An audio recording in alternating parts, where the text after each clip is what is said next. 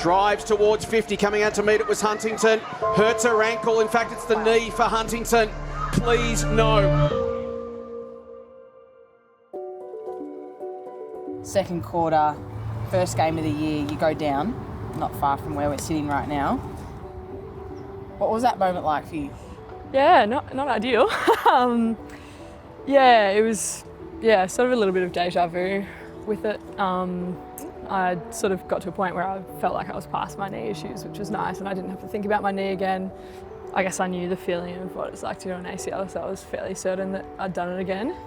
All of the training, the late nights, the sacrifice and everything, and then to get just a quarter in was pretty shattering. So yeah, it was a little bit just like, can't believe I'm in this spot again. But what does it really feel like? How hard is that 12 months? I think it becomes more of a mental challenge than physical at times, and they don't often match up either. Like, you might be going really well physically at that stage of your rehab, but mentally you'd be struggling a fair bit. So yeah, I think the isolation is probably the most difficult part of an ACL rehab, particularly for us. Like, we finish the season and then go into off season, and you're sort of having to do all these rehab sessions by yourself or just with one of the physios. So you can't really get around the girls as much and sort of be involved and feel like you have a purpose with everything. You kind of touched on like not having a purpose. How do you deal with it? Is there any certain things that you that ground yourself or help you through those tougher times? Yeah, I think for me, probably the biggest thing has been like finding my identity outside of football. And in a way, like, as AFLW players, we're forced to do that because we're really part-time, which ideally we wouldn't be. But I think that's important for any athlete, regardless of whether you're playing full-time, part-time or anything, is really finding who you are and what you enjoy outside of footy, because it can be taken away from you in a split second. You're currently working as a research assistant. You just finished your honours? Yeah, I did my honours thesis last year. Everyone thinks I just like Bunsen burners, but it's not true. There's slightly more to it. I have got my Bunsen burner licence though. I've heard you've made a paper mache kidney. Close one, yeah. Isn't it? Well, yeah, it's Video. Yeah. So I've been working on making synthetic organ models. So a kidney was my project. So we make it out of this material, which is not like paper mache? Not paper mache, pretty close. Pretty close though. So I've been working on that, doing some research, and then the idea is that surgeons would be able to train with those. How hard is it balancing what you do off the field and with footy, especially then now with a significant injury that immobilises you a fair bit?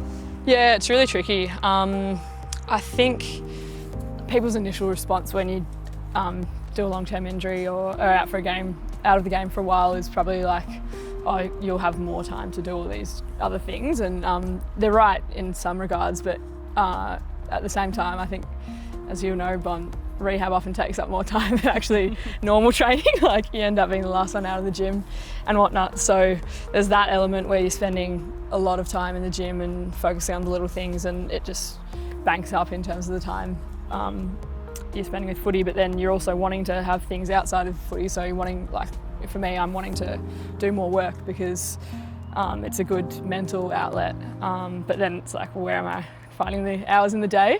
So yeah, it's certainly a tricky one, and it'd be much easier for me if I was full-time with footy. And I don't know how any of our players and any of the AFLW players do it really. Like, they're incredible in the way that they balance everything. I think education is a huge piece when it comes to that, and people understanding what AFLW athletes have to do. And in saying that, I know I love having these conversations with you, but what do you think the next steps are for the AFLW?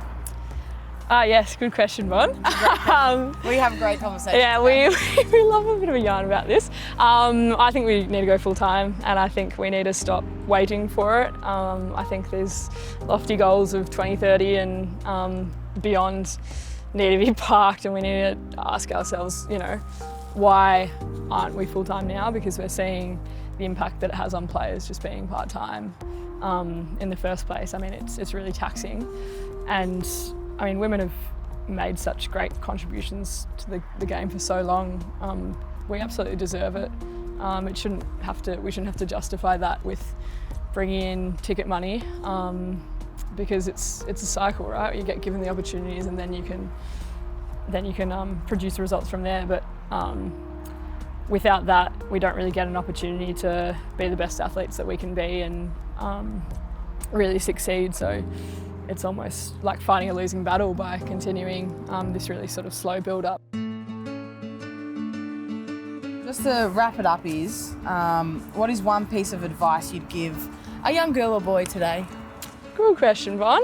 I think I would say to stand up for what you believe in, and yeah, even when you're told no, if you're passionate about it, then keep fighting, and really try and break the mould and change the status quo. And yeah, because that's how progress is made, and it feels like a really long battle at times, but if we don't do that, and if we don't stand up for what we believe in and stand up for people who don't have as much of a voice as us, then we can't make progress in the world. So yeah, standing up for minorities as well, and yeah, really strong causes, I would say. You've been a big person that I draw my inspiration from with what you've been through, and I really do mean that, like your unparalleled resilience that you have and the strength that you show, and how you're around our group despite going through something really tough. It's really admirable. All of us girlies are behind you, the club's behind you, and hope sending all the healing vibes we can. But we really appreciate you joining today. You're the best. Thanks for having me, Von. You're the best. Love you.